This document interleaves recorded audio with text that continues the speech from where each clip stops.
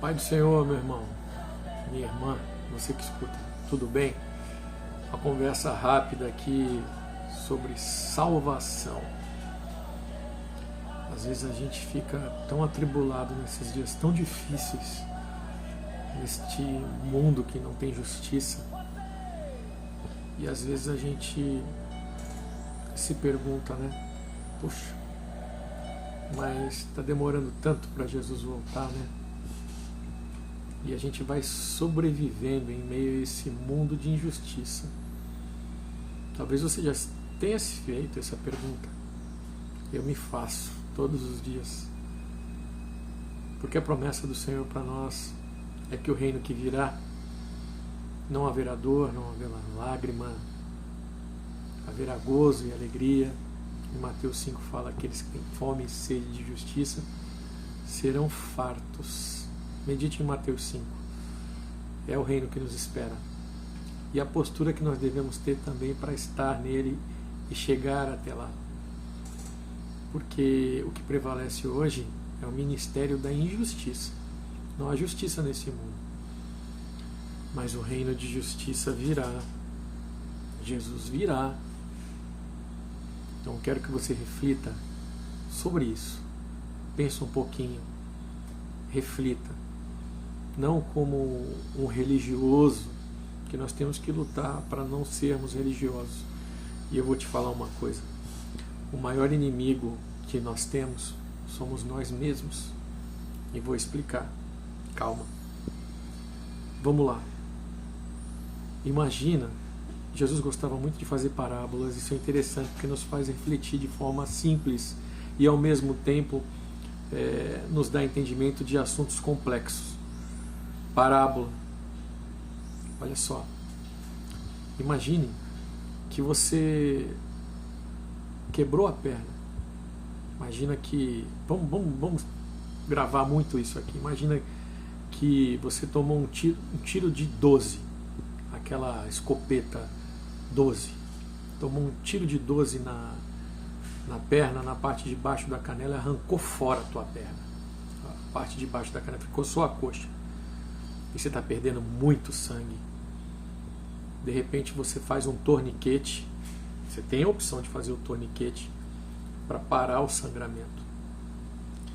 E a alguns metros de distância, se você se arrastar, você vai sair daquela situação de morte e vai ser resgatado. E ali você vai ser salvo. E você vai ficar bom. Imaginou essa cena? É bem dramática mesmo, para que você possa refletir hoje. Assim é a salvação em Cristo. Ela está disponível para todos, e Ele ama a todos. Ele ama o pecador. Ele não ama o pecado que nos afasta dele. Vamos voltar lá no exemplo que eu dei. O nosso corpo, ele era perfeito e tinha vida antes de tomar o tiro, não é? Depois que tomou o tiro, ele passou a morrer. É o exemplo do homem. Jesus disse: eu sou o caminho, eu sou a verdade, eu sou a vida. E ninguém vai ao Pai se não for por mim. Veja bem, Jesus é a fonte de toda a vida. Não há vida sem estar ligado a Ele. Hoje o mundo perece porque está desligado de Jesus. O mundo está de costas para Deus. E Jesus é a única forma de nós voltarmos a estarmos ligados a Deus. Ele é o autor de toda a vida. E nele há toda a vida. Nós fomos feitos à imagem e semelhança de Deus. Não somos igual a Ele. Ele é a fonte de toda a vida. Nós não. Nós dependemos dele para que tenhamos vida. E vida em abundância, como Ele mesmo disse. E vida eterna. Então, quando Jesus ele veio e morreu no nosso lugar, pecadores, mesmo estando condenados à morte, porque estamos presos a esse corpo de pecado, Ele resgatou as nossas almas para a vida. O que quer dizer isso? Esse corpo, um exemplo, que tomou um tiro na perna, é a mesma situação do homem que se desligou de Deus. O homem era perfeito e vivia eternamente. Quando ele se desliga de Deus no jardim do Éden, o que é o pecado, o primeiro pecado chamado pecado original, ele passa a morrer, ele passa a perecer. Por isso nós morremos, por isso nós temos dores, enfermidades, porque nos desligamos da fonte da vida e nos tornamos o provedor deste caos que nós enxergamos aí. Que má escolha, né? Mas ele é tão bom que mesmo não tendo pecado ou culpa, ele nos amou tanto que ele deu a vida por você, por mim, por todo aquele que nele crê, para que não pereça, mas para que tenha vida eterna. E isso é escolha.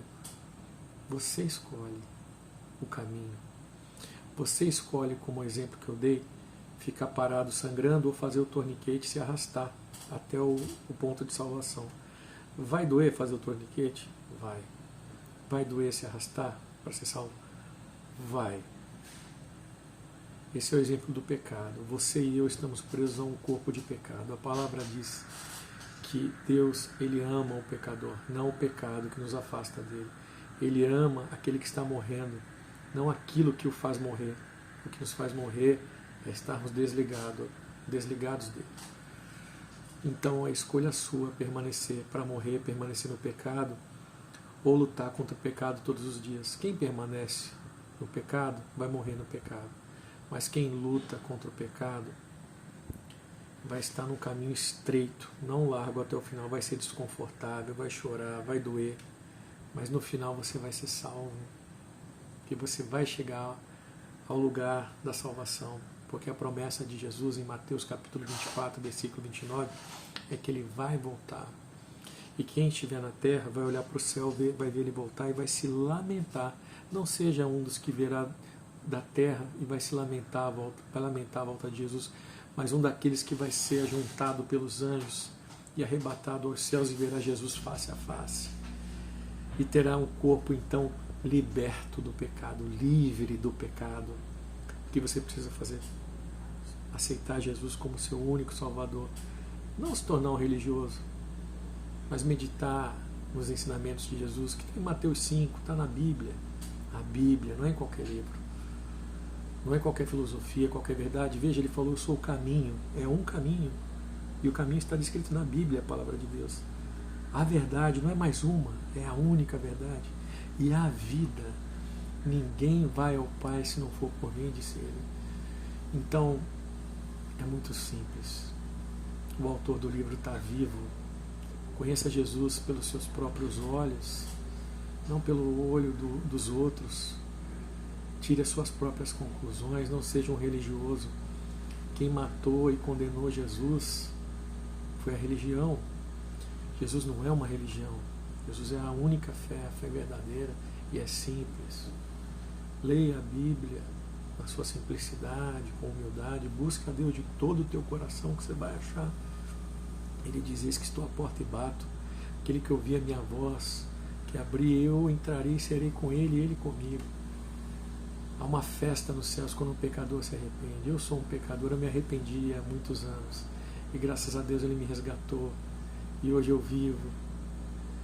E nós somos o templo do Espírito Santo. Nós somos pecadores sim, ele nos ama. Nós estamos nos arrastando em meio a esse mundo com muitas dores, sobrevivendo. Mas nós vamos chegar, quando ele voltar, em Mateus 24, 29 fala, aqueles que morreram em Cristo ressuscitarão primeiro. E nós que fomos arrebatados, teremos corpos transformados, não mais esse corpo perecível, condenado, mas um corpo livre do pecado. Aí não haverá mais dor, não haverá mais doença, não haverá mais morte. Morte, onde está o teu aguilhão? É para isso que eu te chamo, meu irmão, uma religião, mas para a fé verdadeira. Crê em Jesus, será salvo tu e tua casa. É simples, é de graça, é pela fé. Não é mérito de ninguém, mas é dom de Deus, é presente para você e para mim. Então o que você precisa fazer? Lutar contra o pecado. Lutar contra o pecado, não permanecer nele. Permanecer em iniquidade é ficar ali sangrando até a morte. Quando ele voltar, muitos dirão, mas nós falamos em teu nome. Não importa. Ele vai falar, apartai-vos de mim, vós que praticais a iniquidade. Pessoas que professam o nome de Jesus, E o nome de Jesus é poderoso. Salvam pessoas por a pregação, mas que não tem uma vida com Jesus. E o que é a vida com Jesus? É uma série de coisas que se faz, peso que a religião coloca sobre nossos ombros? Não. Meditar na palavra de Deus, viver o Evangelho, amar a Deus acima de todas as coisas. O que é isso? Colocar o entendimento da Bíblia, da palavra de Deus, acima do que eu penso. Então, às vezes a gente vou dar um exemplo, está no trânsito. Você quer xingar a pessoa ali porque você está certo. Você não faz isso. Você consegue vencer por adoração a Deus. Às vezes você não consegue. Deus te perdoa por isso. Mas cabe a nós lutarmos, nos arrastarmos em meio a esse mundo. E como é difícil dirigir hoje em dia, né? Ai, às vezes dá vontade de não ter carro, né? É isso que eu estou falando, gente. Ele também fala amar o próximo como a ti mesmo. Então, você está no trânsito. Às vezes você dá a vez, a pessoa entra. Só que a pessoa não anda. E tu fica no sinal e ela passa. Mas às vezes é porque ela dirige mal. Ou simplesmente, e aí você fica pensando, pô, fui dar a vez a essa pessoa, o que eu vou fazer? Eu não vou dar a vez. Não. Ama o próximo como a ti mesmo. Você não queria ter a vez? Dá a vez. É melhor ser feliz do que ter razão. Tem um ditado que fala isso, né? Ama o próximo como a ti mesmo. Seja cheio do Espírito Santo. E tem mais uma coisa que é tão difícil. Amar ao inimigo. Mas como fazer isso? Como amar o inimigo? Como é difícil amar o inimigo? É um milagre. Nós éramos inimigos de Deus. Nós pecamos contra Deus diariamente. E Ele nos perdoa sem que nós mereçamos. Não é mérito. Não há nada que a gente faça para merecer. É presente. Então, Deus te perdoa como um filho que Ele ama. Tem o amor de Deus, se Ele está em você, habita em você. Ama o próximo como a ti mesmo. E ama o inimigo, perdoa. É difícil, muitos vão dizer que você é um idiota, que você é um bobo. Vão. Mas em Mateus capítulo 5 fala que dos tais é o reino de Deus, dos pobres de espírito.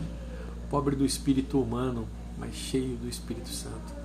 E hoje as pessoas veem Jesus no testemunho, na vida dos servos do Senhor, que estão cheios do seu Espírito. São esses que verão Jesus face a face, que amam a vinda de Jesus. Que você possa ser um desses, que nós possamos ser, pela graça de Deus. Que você possa amar como Ele te ama, que possamos amar ao próximo como Ele nos ama, inclusive o nosso inimigo. Amém, meu irmão, minha irmã, que Deus te abençoe grandemente, que você possa entender esta mensagem. Então, voltando ao exemplo que eu citei, aquele que se arrastar até o final, se chegar no final, porque passou dessa vida, vai ver Jesus. Se chegar no final, porque Jesus voltou e está vendo face a face no arrebatamento, vai ver Jesus. E não será o fim, será o início da vida, porque nós não vivemos aqui, nós sobrevivemos. Mas a vida virá, meu irmão, minha irmã. Eu já tenho a ousadia de te chamar de irmão e irmã, porque eu creio na tua salvação. Que Deus te abençoe, que você possa aceitar Jesus hoje como teu único e suficiente Salvador. Que a paz, a graça, as doces consolações do Espírito Santo possa repousar sobre você que ouve e aceita a mensagem de Jesus hoje, para sempre, em nome de Jesus. Amém.